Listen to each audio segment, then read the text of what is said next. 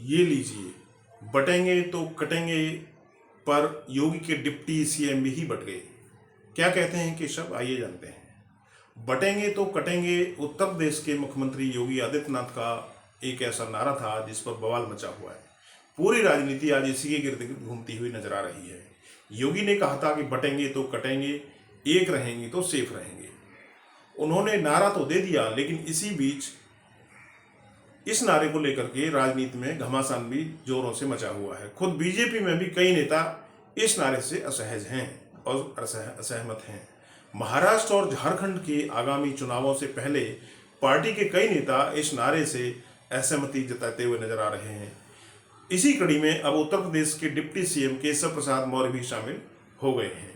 उन्होंने कुछ ऐसा कह दिया जिससे राजनीतिक गलियारों में हलचल मची हुई है।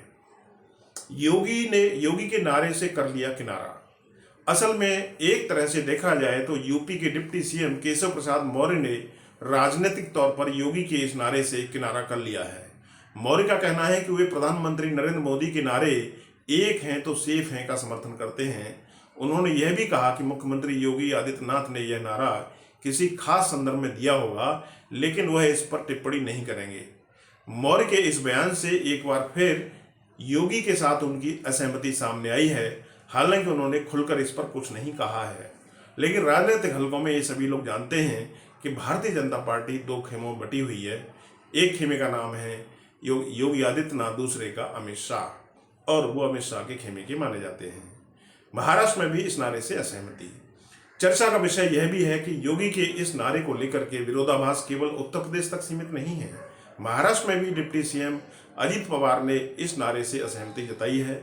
अजीत पवार ने साफ तौर पर कहा है कि बटेंगे तो कटेंगे का नारा महाराष्ट्र के लिए उपयुक्त नहीं है, क्योंकि वहां की सामाजिक और सांस्कृतिक परिस्थिति उत्तर प्रदेश से अलग है।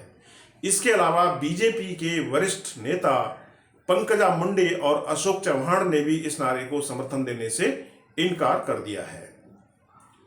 नारे के खिलाफ आवाजें उठ रही हैं। उधर संघ परिवार ने पहले से ही बटेंगे तो कटेंगे नारे को स्वीकारता दे दी थी, लेकिन अब बीजेपी के अंदर ही इस नारे के खिलाफ आवाजें उठ रही हैं। यह स्थिति पार्टी के अंदर योगी की कार्यशैली के बढ़ते हुए विरोध को भी दर्शाती है, खासकर तब जब आगामी चुनाव में एकता का संदेश देना जरूरी माना जा रहा है। सवाल यह भी उठता है कि क्या पार्टी के नेता योगी आदित्यनाथ की छवि और उनके नेतृत्व की दिशा से संतुष्ट नहीं है, या फिर वह केवल क्षेत्रीय राजनीति की मांग के अनुसार ही लिए गए निर्णयों का समर्थन करते हैं।